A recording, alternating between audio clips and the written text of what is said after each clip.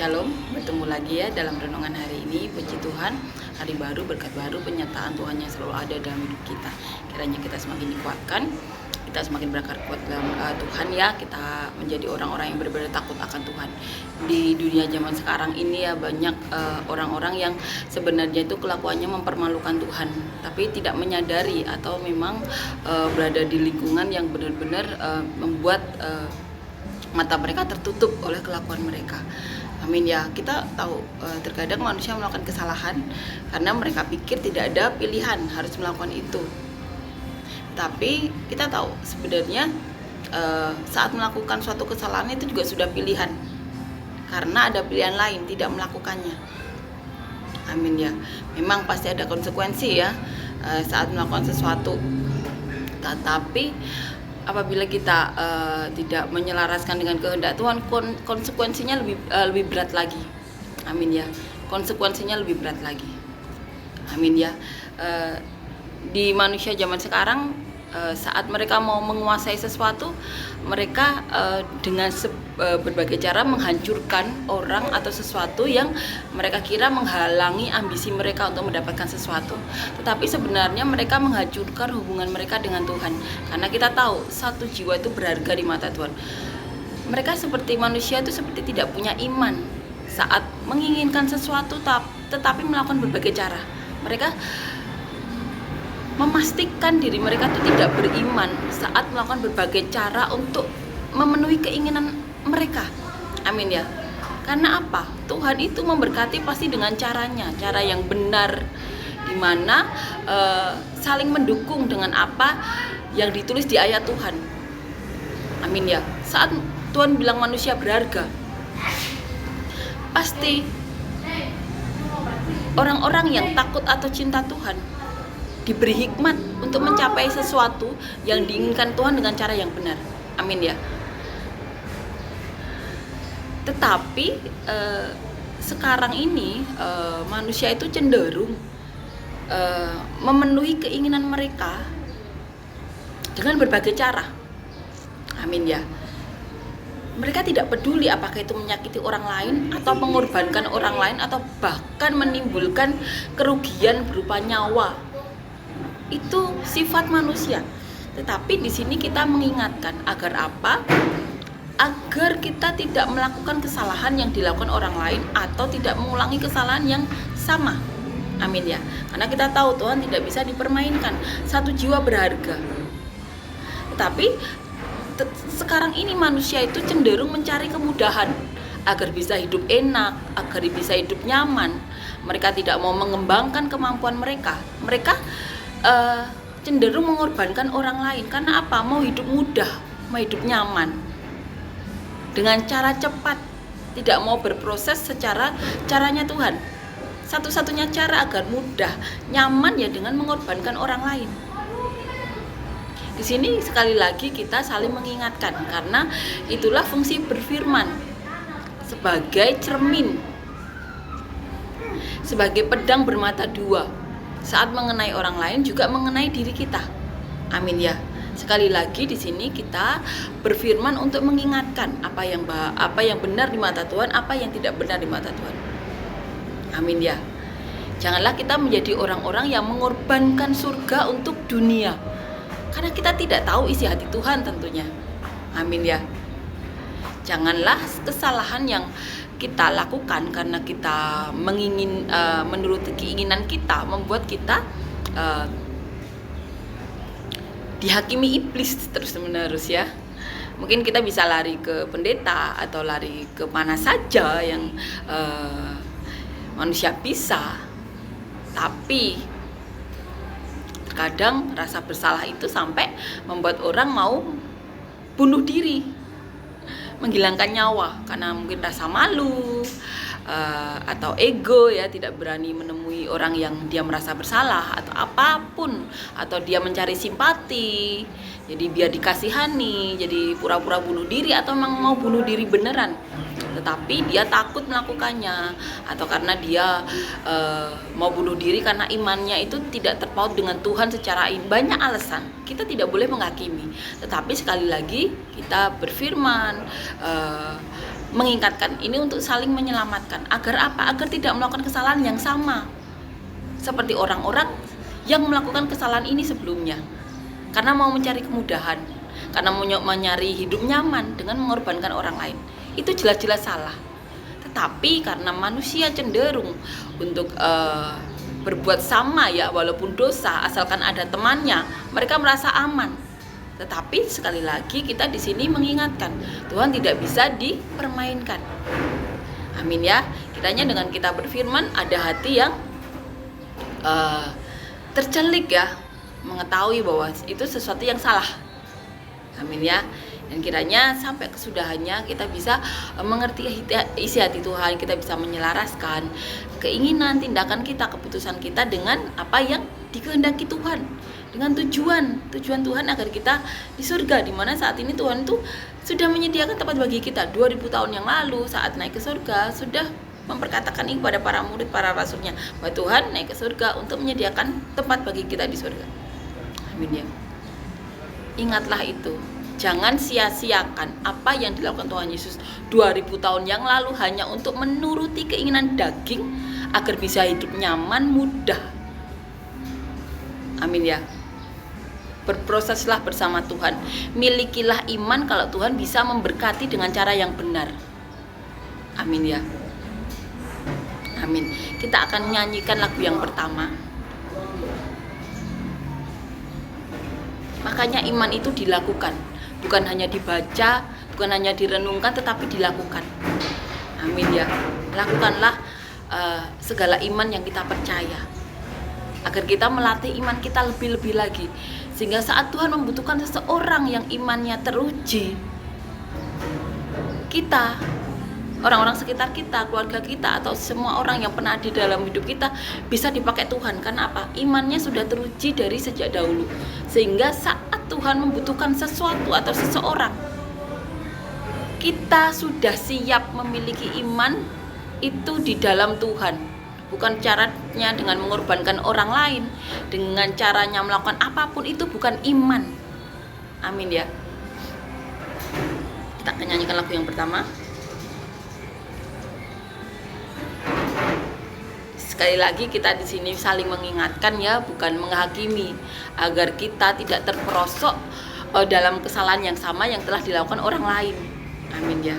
Sekali lagi, kalau sesuatu itu hal dilakukan dengan cara yang salah dan akhirnya menimbulkan sesuatu yang tidak baik, bukankah seharusnya sesuatu yang tidak baik itu diperbaiki dengan cara terbuka, dengan caranya Tuhan, sehingga tidak melakukan dosa yang sama. Sekali lagi di sini kita saling mengingatkan, saling menyelamatkan, bukan saling menghakimi. Agar apa? Agar tidak terperosok kesalahan kepada kesalahan yang sama yang dilakukan orang lain. Amin ya. Amin.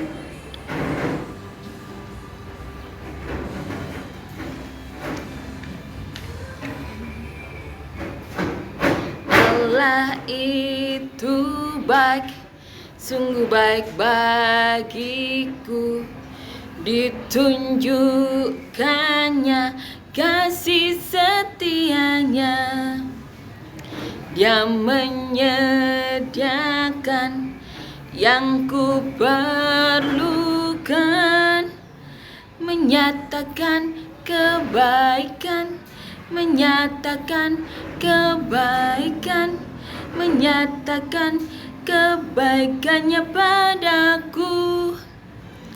Kasih setianya tak pernah berubah, dulu, sekarang, dan selamanya. Ajaiblah kuasa dalam namanya, Yesusku luar biasa. Amin ya. Puji Tuhan, amin. Kita akan lanjutkan membaca dan merenungkan ayat firman Tuhan di Galatia 5 ayat yang ke-16 sampai 26. Judul perikopnya, hidup menurut daging atau roh. Maksudku ialah, hiduplah oleh roh, maka kamu tidak akan menuruti keinginan daging. Sebab keinginan daging berlawanan dengan keinginan roh, dan keinginan roh berlawanan dengan keinginan daging, karena keduanya bertentangan, sehingga kamu setiap kali tidak melakukan apa yang kamu kehendaki. Akan tetapi, jikalau kamu memberi dirimu dipimpin oleh roh, maka kamu tidak akan hidup di bawah hukum Taurat. Perbuatan daging telah nyata, yaitu pencabulan, kecemaran, hawa nafsu, penyembahan berhala, sihir, perseteruan, perselisihan, iri hati, amarah, kepentingan diri sendiri, percideraan, roh pemecah, kedengkian, kemabukan, pesta pora, dan sebagainya. Terhadap semuanya itu kuperingatkan kamu, seperti yang telah kubuat dahulu, bahwa barang siapa melakukan hal-hal yang demikian, ia tidak akan dapat bagian dalam kerajaan Allah. Tetapi buah roh ialah kasih, sukacita, damai sejahtera, kesabaran, kemurahan, kebaikan, kesetiaan, kelemah lembutan, penguasaan diri. Tidak ada hukum yang menentang hal-hal itu. Barang siapa menjadi milik Kristus Yesus, ia telah menyalibkan daging dengan segala hawa nafsu dan keinginannya. Jikalau kita hidup oleh roh, baiklah hidup kita juga dipimpin roh. Dan janganlah kita gila hormat, janganlah kita saling menantang dan saling mendengki, hidup menurut daging atau roh. Jadi di perikop ini Paulus memaparkan apa itu hidup menurut daging, apa hidup itu menurut roh. Semuanya dipaparkan. Hidup menurut daging ada pertentangan, ada kedengkian, ada iri hati, pemecah belah, perselisihan, penyembahan berhala, sihir, perseteruan. Itu keinginan daging. Tapi roh ialah kasih, sukacita, damai sejahtera, kesabaran, kemurahan, kebaikan, kesetiaan, kelemah lembutan, penguasaan diri. Tidak ada hukum yang menentang hal-hal itu. Amin ya. Kita tahu di sini diajari bagaimana hidup menurut daging, hidup menurut roh yang diajarkan Paulus, tentunya dari Tuhan. Amin ya. Coba cek diri kita. Apakah kita ada buah roh, kesabaran, penguasaan diri, kasih ya, sukacita, damai sejahtera? Atau sebaliknya, ada iri dengki, perselisihan, fitnah, penyembahan berhala, kemabukan, pesta pora, dan sebagainya. Apabila kita cek diri kita, coba kita renungkan, apa yang membuat kita berbuat seperti itu? Apakah kita ada di lingkungan yang salah? Apakah kita mempunyai keinginan yang salah? Apakah kita memilih teman-teman yang salah? Ataukah kita mempunyai banyak hal yang mau kita lakukan atau inginkan, tetapi saking kuatnya keinginan kita sampai mengorbankan orang lain? Kedengkian, iri hati, keinginan daging. Kalau kita mau menuruti keinginan roh, kesabaran, kelemah lembutan, kemurahan hati, penguasaan diri, apabila kita punya hati rindu ya untuk memiliki buah roh tersebut, tetapi kita tidak mampu cek diri kita, apakah kita ada di lingkungan yang salah? Kalau kita secara ekonomi atau secara usia atau secara apapun ya, pendidikan tidak mampu untuk pergi dari lingkungan yang membuat kita tidak bisa menghasilkan buah-buah roh, karena terlalu banyak orang-orang yang membakar ya jiwa kita atau hidup kita. Coba cari orang-orang yang benar-benar mencintai Tuhan, karena kalau orang-orang yang benar-benar mencintai Tuhan, ada roh di situ, buah-buah roh yang dikatakan di sini, tentu mereka akan membantu kita, karena itu yang diingini Tuhan. Tuhan Yesus meminta Petrus sampai 3 kali, "Petrus, apakah kau mengasihiku?" "Ya Tuhan, aku mengasihimu." "Kalau kau mengasihiku, gembalakanlah domba-dombaku." Orang yang mencintai Tuhan, alasan dia hidup di dunia ini adalah mencintai Tuhan. Satu-satunya cara melakukan kehendak Allah adalah mencintai Tuhan. Dan mencintai Tuhan itu satu-satunya cara dengan melakukan kehendak Allah. Pasti tahu Tuhan sampai meminta, atau kita bisa katakan memohon Petrus untuk mengembalakan domba-dombanya. Petrus, apakah kau mencintaku? Jadi apabila walaupun dia pendeta pun, walaupun senior pelayan Tuhan, tetapi kalau cenderung merusak orang lain, dipastikan dia tidak mencintai Tuhan.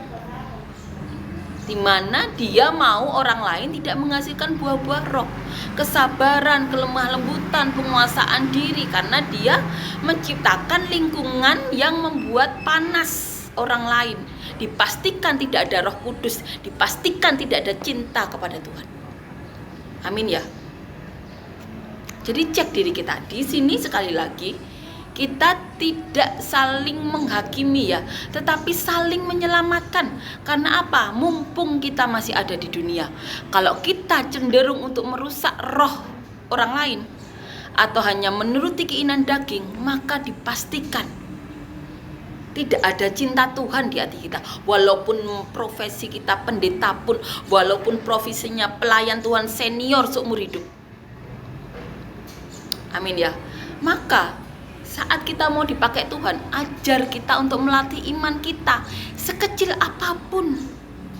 Agar apa? Agar saat ada seseorang yang dipakai Tuhan, tidak ada iri dengki. Karena apa? Belum melatih imannya. Amin ya. Iman itu perlu dilatih hari demi hari, sekecil apapun kita. Karena kita tahu, walaupun profesi pendeta pun, pelayan Tuhan pun, kalau hanya menuruti keinginan daging, hanya jadi batu sandungan. Dan akhirnya dia membakar hati jemaat lain untuk melakukan kesalahan seperti yang dia lakukan. Amin ya. Sekali lagi kita di sini bukan untuk saling menghakimi, saling menyelamatkan. Karena selama kita masih hidup, masih bernafas di dunia ini, kesempatan untuk bertobat. Masalah pertobatan kita diterima atau tidak, karena ada pertobatan yang tidak bisa dimaafkan, yaitu mendugakan Roh Kudus. Tetapi apapun itu jangan mau dihakimi oleh dunia, yang penting kita bertobat. Jadi selama ada dosa, kesalahan dan masih ada di dunia, bertobatlah. Dan kalau mau dipakai Tuhan, latih iman kita setiap hari demi hari. Saat ada orang diberkati, fokus diri kita. Saat ada orang mendapatkan sesuatu yang membuat kita mau mendapatkannya, juga latih iman kita. Agar apa? Agar bisa dipakai Tuhan saat Tuhan membutuhkan seseorang. Jangan sampai saat Tuhan membutuhkan seseorang, orang-orang yang bekerja di gereja, jadi pendeta, pelayan Tuhan, sampai tidak bisa dipakai, akhirnya memakai orang yang bahkan tidak pernah pelayanan. Karena apa? Di gereja nggak ada orang yang bisa dipakai. Latih iman kita. Jangan biarkan pelayanan itu hanya agar dipandang manusia. Tuhan tidak mau memandang, tidak bisa dipakai.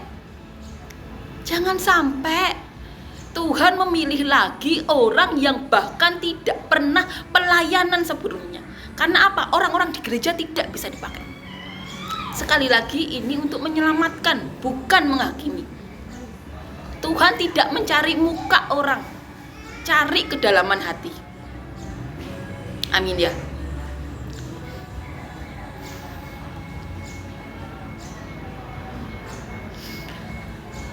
Di sini kita saling menyelamatkan.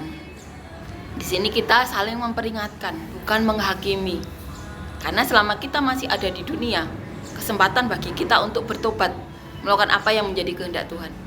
Jangan biarkan keinginan daging merusak apa yang sudah dimuatkan Tuhan, bahkan merusak apa yang ditulis di Alkitab karena keinginan daging. Jangan biarkan itu terjadi. Karena saat Adam dan Hawa berbuat dosa, makan buah pengetahuan karena ingin menandingi Allah, manusia terperangkap dalam dosa, dan Allah harus mengirimkan anaknya yang tunggal untuk menyelamatkan. Padahal Hawa cuma makan buah pengetahuan, tidak membunuh orang, tidak mencederai orang, tidak memfitnah orang, hanya makan buah pengetahuan yang dilarang oleh Allah. Tetapi oleh karena dosa itu manusia jadi terperangkap oleh dosa, sampai harus diselamatkan Allah sendiri dengan mengirimkan bagian dari dirinya yang berupa Roh Kudus, ditaruh di kandungan seorang perawan yang bernama Maria. Itu dosa sekecil itu aja Allah sampai harus menyelamatkan, turun tangan sendiri, mengirimkan bagian dirinya yang kita kenal dengan anaknya yang tunggal, Tuhan Yesus Kristus. Maka waspadalah, jangan tergelincir pada dosa. Jangan karena keinginan daging menghancurkan apa yang dinubuatkan Tuhan, bahkan menghancurkan isi Alkitab. Amin ya. Sekali lagi, saling menyelamatkan, bukan saling menghakimi. Latih iman kita setiap hari agar bisa dipakai Tuhan. Jangan lagi saat Tuhan memilih seseorang yang bisa dipakai, sampai memilih orang-orang yang tidak pernah pelayanan, bahkan tidak mengenal Tuhan Yesus. Amin ya. Amin. Janganlah pelayanan hanya mencari simpati atau muka orang, tetapi benar-benar pelayanan karena mencintai Tuhan. Amin ya. Karena orang-orang seperti itu cenderung kalau ada sesuatu malah jadi batu sandungan. Karena hatinya itu dipenuhi dengan iri, dengki. Bahkan orang yang sudah dinubuatkan Tuhan itu mereka bisa iri karena keinginan daging. Amin ya. Amin. Sekali lagi, kita saling menyelamatkan, bukan saling menghakimi. Diperingatkan pasti sakit, tapi lebih sakit lagi saat nanti kesudahannya, saat tidak mau bertobat, tidak ada lagi waktu karena sudah selesai hidup kita. Kita tidak bisa bertemu Tuhan Yesus karena hanya ada keinginan daging. Amin ya.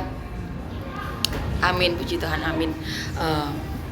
Mari kita saling dukung, saling support untuk melakukan apa yang menjadi yang Tuhan mau ya. Biarlah kita bisa menjadi kepanjangan tangan Tuhan. Amin ya. Kalau sekali lagi kita bisa menolong, tolonglah. Tapi kalau tidak bisa, diam. Jangan memperberat hidup orang lain. Itu salah satu yang kita bisa pakai selama kita hidup di dunia ini. Amin ya. Amin. Terima kasih Yesus, terima kasih Tuhan untuk semua kebaikan-Mu.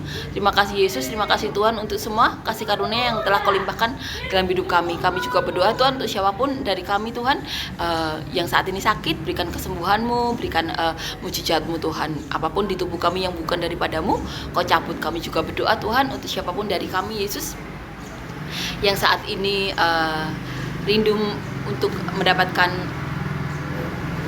pekerjaan dan usaha yang daripada-Mu. Beri kami pekerjaan dan usaha yang berbeda daripada-Mu, yang dapat membawa kami dan keluarga kami lebih dekat lagi kepada-Mu, dan biarlah nama-Mu yang dipermuliakan dalam hidup kami semuanya. Terima kasih Yesus. Terima kasih. Kami berdoa untuk siapapun dari kami yang membutuhkan pasangan hidup. Beri kami semuanya pasangan hidup yang daripada-Mu, yang takut Engkau, yang cinta Engkau, yang dapat membawa kami dan keluarga kami lebih dekat lagi kepada-Mu. Kami berdoa Tuhan untuk siapapun dari kami yang rindu memiliki anak Tuhan. Berikan kami anak yang daripada-Mu, anak-anak yang cinta Engkau, yang rindu untuk menjadi saluran berkat-Mu Tuhan, yang mencintai kami, orang tuanya, keluarganya, orang-orang sekitarnya, seperti dia mencintai Kau, yang benar-benar rindu Tuhan mau menjadi saluran berkat-Mu. Kami juga berdoa untuk siapapun dari kami yang saat ini mengalami masalah, beban hidup, pergumulan hidup, tantangan hidup. Berikan jalan keluar yang daripada-Mu, jawaban-jawaban doa daripada-Mu, solusi-solusi daripada-Mu, terobosan-terobosan daripada-Mu, dan biarlah nama-Mu yang dipermuliakan dalam hidup kami semuanya. Terima kasih Yesus, terima kasih Tuhan, Kau bernyata dalam hidup kami. Biarlah Roh Kudus-Mu, hadirat-Mu, perkenanan-Mu, pelindungan-Mu Yesus, mujizat-Mu melimpah-limpah dalam hidup kami semuanya. Terima kasih Yesus, terima kasih. Dalam nama Tuhan Yesus, amin.